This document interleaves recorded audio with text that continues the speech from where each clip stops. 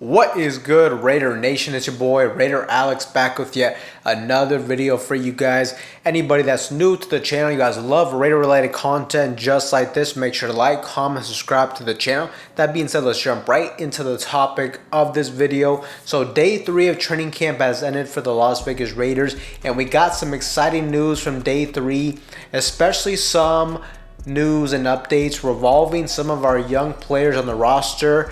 And I just wanted to jump into that. First, we got our first round pick, 13th overall selection, tight end Brock Bowers, who made some headlines after having an impressive day out there in training camp.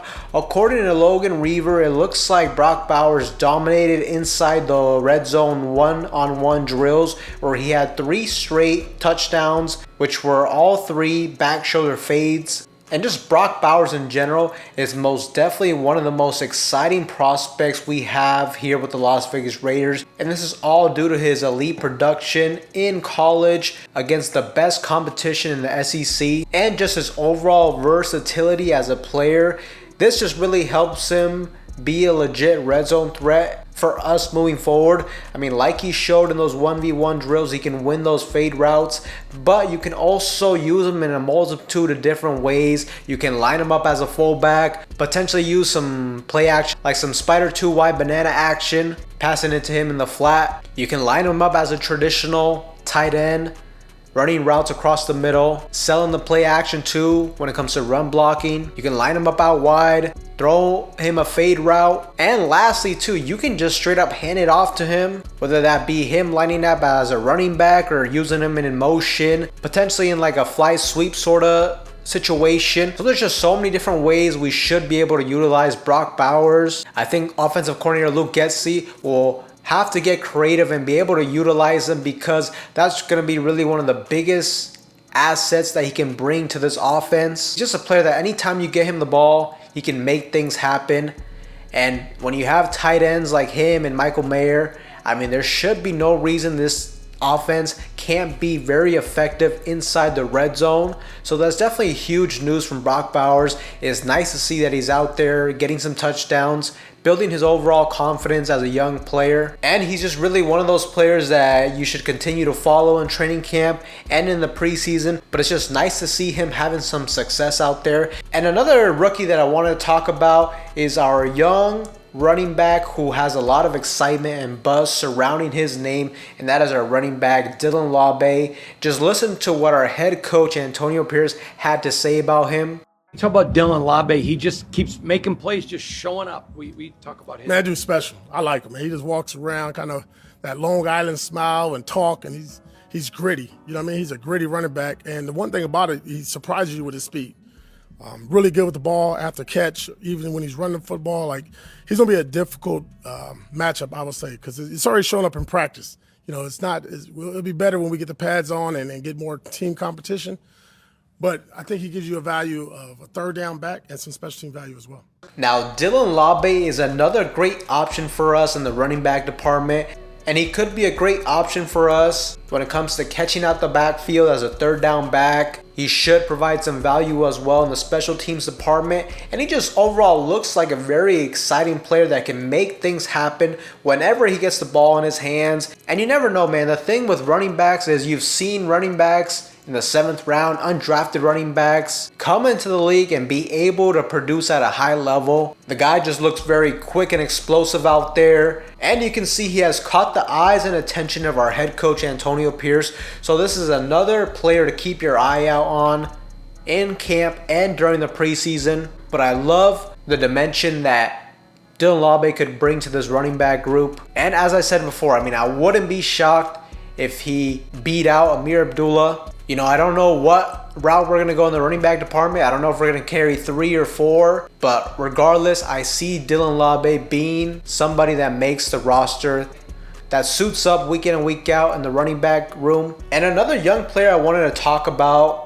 Now, he's not a rookie, but he's still a young player, and he's just another player on the defensive side of the football who looked very impressive in those red zone 1v1 drills, and that was cornerback Jack Jones, who reportedly got 3 straight pass breakups, which 2 of those were against Jacoby Myers, and one of them being on Devontae Adams.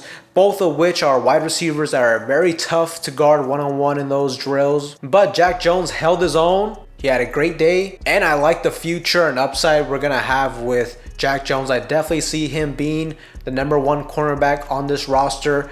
And the exciting thing about Jack Jones is I think he could be another player that could break out for us next season. I mean, last season we didn't see a whole lot of him because he had a limited amount of games with us last season due to him getting cut by New England later in the season.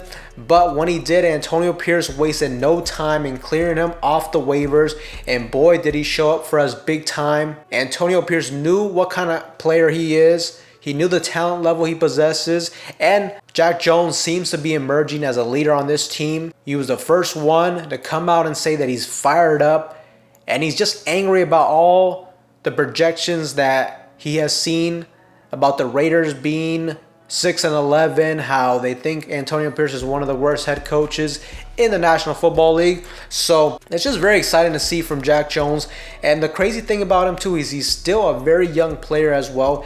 Only 26 years of age, and you can just see it on the film. The guy definitely has talent. He's very quick with his feet. He's explosive, and what I liked about him was he seems like a very solid high IQ player when it comes to reading plays pre-snap and ultimately jumping routes like we saw in that crazy interception against the Chargers. I mean, the man literally knew what play they were going to run before it was snapped, and it resulted in an easy pick 6 for him. So Jack Jones could be another player that could break out for us, and especially too if the defensive line can be elite and get continuous pressure on the opposing quarterback. That'll make the quarterback have to get the ball off early, take more risks, and that's where Jack Jones can be a little bit more aggressive and ultimately jump routes. So he's definitely another player I'm super excited about going into 2024. And last but not least, something I wanted to talk about was our quarterback, Aiden O'Connell, who reportedly ran an audible quarterback run for a touchdown in the red zone, which was definitely surprising for me to hear about, but it's also super exciting because I think that's really one of the biggest things I think he needs to improve on in this offseason, and that's just his overall mobility as a quarterback. Now, I understand he's a more traditional drop back, pocket passer type of quarterback, but in today's league, I mean, you got to find a way to use your legs occasionally. Really, what I'm trying to see from Aiden O'Connell is we just need him to occasionally be able to use his legs to avoid a sack, maybe throw it out of bounds, throw it at a receiver's feet. Occasionally too, I would like to see him just run for a first down or run for some yards. You know, make the opposing defense respect your ability to move and not just fully commit and have so many defenders dropping back deep into coverage. And just in general, I just want to see him use his legs a little bit more often, especially when the pocket begins to collapse, which is going to happen every now and then. But that is one of the biggest X factors I see with Aiden O'Connell. If he can just improve his overall mobility and just not be a statue in the pocket, then he should be a lock to be the starting quarterback over Gardner Minshew. But I will take this as just what it is. At the end of the day, it is just training camp, and we'll have to see that on the field in the preseason and in the regular season. It's one thing to do it now, but it's another thing to do it in live game action. But something I'm very excited to see about. Aiden O'Connell is starting to use his legs a little bit more.